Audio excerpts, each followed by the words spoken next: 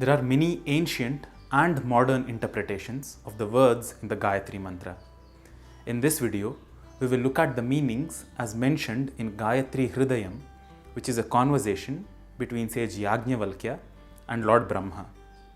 While there is one main Gayatri Mantra, there are also many other Gayatri Mantras associated with individual gods and goddesses. There is also a longer version of the Gayatri Mantra used for pranayama. If we wish to understand any of these mantras, the three key words to focus on are Vidmahe, Dhimahi and Prachodayat.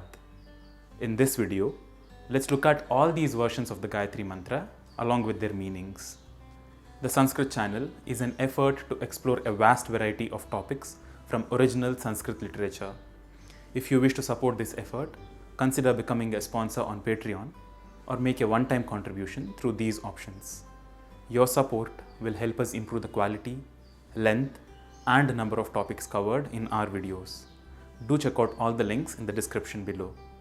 Before we proceed to learn the meaning, it is true that chanting mantras and using yantras in a wrong way over a long period of time will cause harm. This is one of the main reasons why it is important to get initiated by a guru. I'll make a different video on why and how any kind of sadhana without proper initiation causes harm. However, that does not mean we have to restrict ourselves from learning the meaning and understanding the significance of these widely misunderstood concepts. Gayatri Mantra gets its name from the Chandas or the meter which holds it.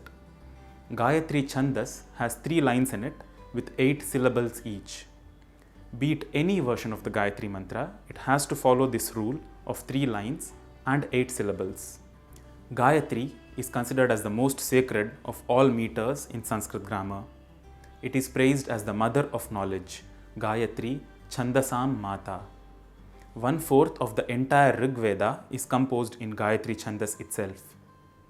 As learnt in our previous video, before uttering a mantra, we start with remembering its corresponding sage, meter, divine entity, and usage. Asya Shri Gayatri Mantrasya Vishwamitra Rishihi Gayatri Chandah Savita Devata Japopanayane Viniyogah. Let us now focus on the words of the Gayatri Mantra itself. Om Bhuhu Bhuvah Swaha Tat Savituhu Varenyam Bhargah Devasya Dhimahi Dhiyah Yah Nah Prachodayat. When uttered together and recited in a specific tune, you get the right way of chanting this mantra. I'll present that towards the end of the video when we are completely aware of the individual words and their meanings. Om is the primordial sound, a combination of sounds corresponding to the creation, maintenance, and destructive aspects of the universe. The word Bhuhu represents Bhuloka, the material world in which we live.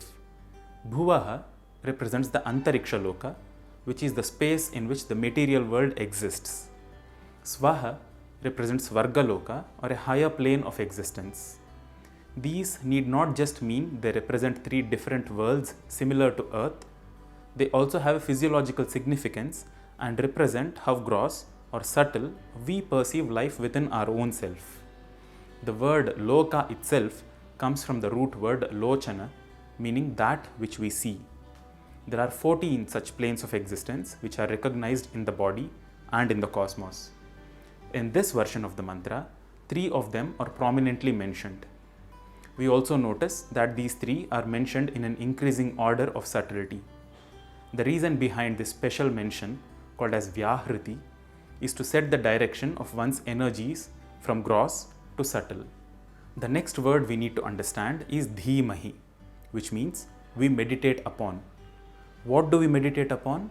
Tat Bhargah, which means that brilliance. We meditate upon that brilliance. What kind of brilliance? Varenyam Bhargah, highest kind of brilliance. Whose brilliance is this? Devasya, of the divine entity. Of which divine entity? Savituhu Varenyam Bhargah. Savituhu Devasya Varenyam Bhargah, of the divine entity who gave birth to life as we know it. Why do we meditate on it? Prachodayat, so that it may propel or drive. Drive what? Naha dhiyah, meaning our minds. In which direction does it propel? That has already been set by the Vyahriti Bhuhu Bhuvaha Swaha, from gross to subtle direction. Let's now do an Anvaya Krama, or a reordering of words to understand the meaning easily. Dhimahi tat varenyam bhargah savituhu devasya.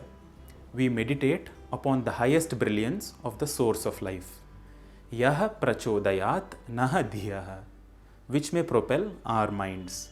Bhuhu bhuvaha swaha, from the material world to subtler planes of existence. This concept is depicted as a wall frame by Re-Sanskrit in this magnificent artwork. You can hang this on your wall as a constant reminder of the Gayatri Mantra and its meaning. Do check out the link to it in the description below. The longer version of Gayatri Mantra adds a few more layers of subtlety to both the planes of existence and the divine entities mentioned in the mantra. In the beginning, it adds other higher planes of existence, which are Mahaha, Janaha, Tapaha and Satyam. Along with the initial three Vyahritis, these 7 higher planes of existence also have a correlation with the 7 chakras of the Kundalini Tantra. This form of the mantra ends with the words Om Apo Jyoti Rasomritam Brahma Bhur Bhuva Swarom. This denotes further divine entities of Apaha, Rasaha, Amritam and Brahma. It says all of these and the 3 lokas are within the sound Om itself. This longer mantra is mentioned in Taittiriya Aranyaka of Yajurveda and is used during Sandhya Vandana and Pranayama. The shorter version is used for japa or chanting. Other Gayatri mantras are also composed of similar words. For example, Gayatri mantra for Hanuman is Anjaneyaya Vidmahe Vayuputraya Dhimahi Tanno Hanuman Prachodayat, meaning we realize the son of Anjana Devi and meditate on the son of the god of winds Vayu. May Lord Hanuman propel us forward. Here, Vidmahe means we realize or know. And for goddess Lakshmi, it is Om Mahadevyai cha Vidmahe Vishnu Patnyai cha Dhimahi Tanno Lakshmihi Prachodayat. We realize the form of Mahadevi and meditate upon the form of Lord Vishnu's wife. May goddess Lakshmi propel us forward. There are many such Gayatri mantras for individual deities, all with the same root words Vidmahe, Dhimahi and Prachodayat. Now, I am going to chant the Gayatri mantra with a clear pronunciation and tune. Please use this only to refine your practice and not as an initiation to start practicing Gayatri mantra on your own. As I mentioned before, prolonged wrong utterance of these mantras can cause harm. Om Bhur Bhuvasvaha Tatsavitur Varenyam Bhargo Devasya Dhimahi Dhiyo Yo Nah Prachodayat. Some of the common mispronunciations are an Alpa Prana Ba instead of Mahaprana Bha. It makes a lot of difference to the sound and meaning. It is not Bargo or Bhuvaha, it is Bhargo and Bhuvaha. This is the same with Da and Dha. It is not Devasya, it is Devasya, and it is not Dhimahi, it is Dhimahi. It is not Dhiyo Yonaha, it is Dhiyo Yonaha. A few people have difficulty pronouncing Sa. One needs to be careful not to utter the word as Devasya, it is Devasya.